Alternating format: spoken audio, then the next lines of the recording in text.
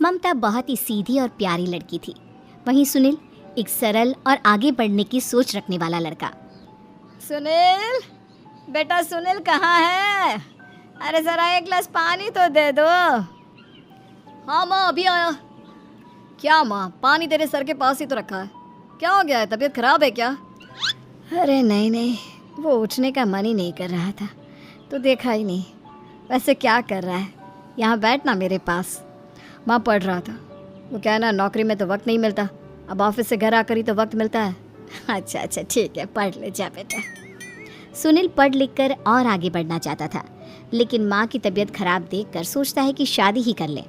कब तक माँ का ख्याल वो अकेले रख पाएगा? तो एक दिन, माँ ये ममता है, मैंने इससे शादी कर ली है। तुम्हारी तबीयत भी ठीक नहीं रहती तो मैंने सोचा शादी कर लेता हूँ। घर संभालने वाली और तुम्हें संभालने वाली कोई आ जाएगी तो अच्छा रहेगा। माँ अचानक से सामने बहू देखकर हैरान रह जाती है। बेटा ये क्या बात होती है? न बैंड, न बाजा, न दहेज, न शगुन, ऐसे कैसे बहू आ गई? माँ तू तो जानती है मैं नौकरी के साथ पढ़ाई कर रहा हूँ, तो कहाँ से इतना पैसा बचा पाता कि धूमधाम से शादी करता। वैसे भी माँ लोग तो आकर खाकर निकल जाएंगे, इसलिए बस वैसे ही। माँ जी, मैं आपका ख्याल रखूँगी। वैसे भी ये आगे की पढ़ाई कर रहे हैं, अच्छा कुछ कर गए तो सबके दिन फिर से अच्छे आ जाएंगे। सास को ममता की बात ठीक तो लगती है, लेकिन मन में कहीं ना कहीं लगता है कि कहीं बहू बेटे को लेकर फुर्र ना हो जाए और फिर तो वो रह जाएगी अकेली। बेटा देख, मेरा जो कुछ भी है वो सुनील ही है, और सुनील का भी अब इस दुनिया में मैं ही हूँ और कोई नहीं। क्या सुनील? बिल्कुल माँ, लेकिन आज से ममता भी मेरे जीवन का अहम हिस्सा है, जैसे तू है। सास को बड़ा बुरा लगता है कि उसकी सल्तनत में कोई और हिस्सेदार कैसे हो सकता है। कैसे कोई और उसके 30 साल के बेटे की जिंदगी में अचानक से आकर बराबर का हिस्सेदार बन सकता है। देख बहू, मैं भले थोड़ा बीमार रहती हूँ, लेकिन इसका मतलब यह नहीं कि घर की चीज़ों में मेरा कंट्रोल खत्म हो गया है। मैं आज भी इस घर की रानी हूँ, समझी? बेटा सोचता है कि ये माँ को अचानक से क्या हो गया। कल तक जो माँ कहती थी कि जिंदगी का कोई भरोसा नहीं, वो अचानक से जंग के मैदान की झांसी की रानी कैसे बन गई? माँ क्या हो गया है? सब ठीक है ना? अचानक कैसी बात कर रही हो? ममता का आज पहला दिन है, स्वागत करो उसका। आसपास की आंटियों को बुलाओ, नई दुल्हन की मुंह दिखाई करवाओ। खैर, सास होने का फर्ज निभाती है और बाद में एक सहेली के साथ बाहर निकल जाती है। क्यों नहीं बताया नहीं कि बेटे का ब्याह कर रही हो? वैसे तो सारा दिन हम ही में घुसी रहती हो। अरे मुझे भी तभी पता चला, यूँ अचानक सर पर लेकर आ गया। कहता है बहू है माँ तुम्हारी, अब इसको भी इतना ही मैं प्यार करता हूँ जितना तुझे करता हूँ। लो जी, ये क्या बात होगी? क्यों इतना प्यार करता है? अरे माँ का प्यार तो ज्यादा होता है। अब उसको तो कोई दूसरा पति मिल सकता है, लेकिन तुम ही बताओ, क्या माँ की ममता किसी और की हो सकती है? ना जी ना, बेटे को समझाओ ये बात। अरे क्या समझाऊं, मुझे तो खुद ही समझ में नहीं आ रहा कि क्या हो रहा है। जो बेटा कल तक माँ माँ करता था, अचानक से बीवी बीवी का राग आलाप रहा है। देखा, उसकी बीवी ना सुंदर और जवान है। सुंदरता के आगे तो एक से एक नहीं टिके, तो तेरा बेटा किस खेत की मूली है? सास को भी समझ में आ जाता है कि बहू की सुंदरता के आगे माँ का प्यार किसी काम का नहीं। उधर बीवी, ए जी, अम्मा जी सहेलियों को छोड़ने गई थी, अभी तक आई नहीं, हम देख आए क्या? अरे रहने दो ना, आ जाएंगी। कहाँ जाएगी, उनकी आदत है, एक बार जाती है तो पूरी पंचायत खत्म करके ही आती है। अच्छा ही है, खाना वाना खा कर गई होगी। छोड़ो ना, घूमेगी तो खाना पचेगा, नहीं तो ऐसे ही खाट पकड़ लेगी। बहू भी शांत हो जाती है। उधर सास सोचती है कि आज थोड़ा देर से ही घर जाती हूँ, जब बेटा परेशान होकर ढूंढेगा तब मजा आएगा। बीवी को खुद ही पता चल जाएगा कि माँ के आगे उसकी दाल नहीं गलेगी। लेकिन वहीं दूसरी ओर घर पर, ए जी, माँ जी अभी भी नहीं आई, हमको तो घबराहट हो रही है कि क्या करें, जाकर पता करें किसी के घर। अच्छा, कहाँ जाओगी ये भी बता दो। पहला दिन है तुम्हारा इस घर में और एक ही दिन में मोहल्ला छानोगी क्या? हाँ तो आप भी तो नहीं जा रहे हैं ना, हमको फिक्र हो रही है। अरे यार, ये रोज का है अम्मा का, खाओ और सो जाओ। बस फिर क्या था। बेटा बहू खाना खाते हैं और कमरे में सोने चले जाते हैं। उधर जब सास को कोई देखने नहीं आता तो वह हार कर घर आ जाती है, जहाँ वो देखती है कि सारे घर की लाइट्स बंद है। सास को गुस्सा आता है, बहू, ममता बहू कहाँ हो?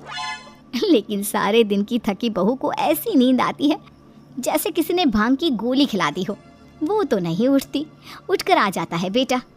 अरे क्या बात है अम्मा, काहे चिल्ला रही हो? अरे सो जाओ ना, सुबह की थकी है बहू, वो सो रही है, जोर से बोलोगी तो नींद खुल जाएगी उसकी। माँ को गुस्सा आ जाता है। फिलहाल तो सो जाती है, लेकिन मन ही मन ढेर सारा जहर बहू के लिए भरा होता है। सुबह बहू चाय बना रही होती है कि सास धीरे से गैस तेज कर देती है, जिससे चाय का बर्तन जल जाता है। और जैसे ही बहू चाय का बर्तन उठाती है, उसका हाथ जल जाता है। मेरा हाथ जल गया। वो जोर जोर से चिल्लाकर इधर उधर भागती है कि सास थोड़ी देर में उसके हाथ में पानी डाल देती है। हाय रे बहू, क्या कर रही हो? पहली बार रसोई छुई हो क्या? सासू माँ, गलती से गैस तेज रह गई थी और बर्तन जल गया, जिससे मेरा हाथ जल गया। हाय रे, कितना गंदा दाग, छी छी छी छी, मुझे तो उल्टी आ रही है तेरा गला हुआ मांस देखकर। तू ना मुझे अभी साथ से खाना मत लगाना। बहू भी खुद का हाथ देखती है तो उसे भी रोना आ जाता है। कुछ दिनों के बाद सास की सहेली आती है, बहू चाय बनाकर लाती है। उसके जाने के बाद सहेली कहती है, बहू की सुंदरता ऐसी है कि कोई भी दीवाना हो जाए। वैसे तेरे बेटे का क्या हाल है? अरे वैसा ही है, बहू के पीछे लट्टू। क्या करूं, कुछ समझ में नहीं आ रहा। मैंने तो बहू के चेहरे पर दिवाली के पटाखे की चक्री फेंक दी, उसका पूरा चेहरा जल गया। अब देखो ना रही सुंदरता, और ना ही अब मेरा बेटा उसे पूछता है। अरे अब तो वो उसे छोड़कर दूसरी भी देखने को बोल गया है मुझे। बहू सारी बात सुन रही होती है। आंटी एक बात बताइए, क्या भरोसा है कि दूसरी सही आए और आपके अनुसार रहे? देखिए आंटी, मेरी सासू माँ को गलत बात सिखाने की जरूरत नहीं है। हमारा परिवार साथ में खुशी से रह रहा है। देख बहू, मेरी सहेली की बेइज्जती ना कर, वही अच्छा रहेगा तेरे लिए, समझी? बहू नहीं मानती है। वो बार बार उनकी सहेली को घर से निकल जाने को कहती है। तभी सास की सहेली पास के चूल्हे से लकड़ी लाकर बहू के चेहरे पर लगा देती है। बहू जोर जोर से रोने लगती है। अरे ये क्या कर दिया? मैंने कहा किया, ये तो तूने किया। तू ही नहीं चाहती थी कि बहू बेटे के साथ रहे, भला मैं क्यों करूंगी? मैं तो चली, निपटो अब। बहू रो रही होती है, दर्द से चिल्ला रही होती है, लेकिन सास उसे डॉक्टर के पास नहीं ले जाती। तभी पति आता है। क्या हो गया ममता? ये दाग कैसे लगा?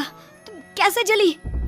ममता कुछ नहीं कहती, बस दर्द से करा रही होती है। पति माँ की तरफ देखता है। हो ना हो माँ, ये पक्का आपका काम है। आप ही ममता से जला करती थी ना। देखना माँ, अब पुलिस आएगी, केस बनेगा, लेकिन पहले मैं ममता को अस्पताल लेकर जा रहा हूँ। सभी अस्पताल जाते हैं, जहाँ डॉक्टर ममता की सास से कहते हैं, आपने तो नहीं जलाया ना बहू को? अब ममता की सास के तो पसीने छूट रहे होते हैं। वो घबरा कर कहती है, ना ना डॉक्टर साहब, कैसी बात करते हैं? हम क्या जलाएंगे अपनी बहू को? डॉक्टर ममता के पति से पूछते हैं। देखिए, क्योंकि ये ससुराल में जली है तो मामला पुलिस का बनता है, तो आप पहले पुलिस को बुलाइए, तभी इलाज पूरा होगा। सास डर जाती है कि अब तो बच्ची जिंदगी जेल में ही रहना होगा। रहने दीजिए ना, पुलिस को क्यों बुलाना? सारी हंसी खत्म हो जाएगी जब पुलिस के डंडे पड़ेंगे। बहू को जलाना भले ही बहुत आसान हो, लेकिन उसके बाद सारी जिंदगी जेल की हवा खाना। सास डर जाती है। पुलिस आती है। पास लेटी दर्द से करा रही ममता स्टेटमेंट देती है। तो क्या हुआ था? कैसे जली आप? ममता पास खड़ी सास को देखती है। बेटी बताओ, कैसे जल गई तुम? ओए, काका का किरण वाली शाहरुख, चुप, बिल्कुल चुप। सास चुप। सभी इंतजार करते हैं कि ममता क्या बोलेगी। जी मैं खाना बना रही थी, लकड़ी उड़कर मेरे ऊपर गिर गई और मैं जल गई। सास बहू की बात सुनकर रोने लगती है। देखा माँ, कितनी समझदार है ममता। ये चाहती तो, हाँ बेटा, ये चाहती तो मैं आज जेल में होती। मुझे माफ कर दे, मैं आगे से अभी कभी ऐसा नहीं करूँगी। बहू के साथ मिलकर रहूँगी।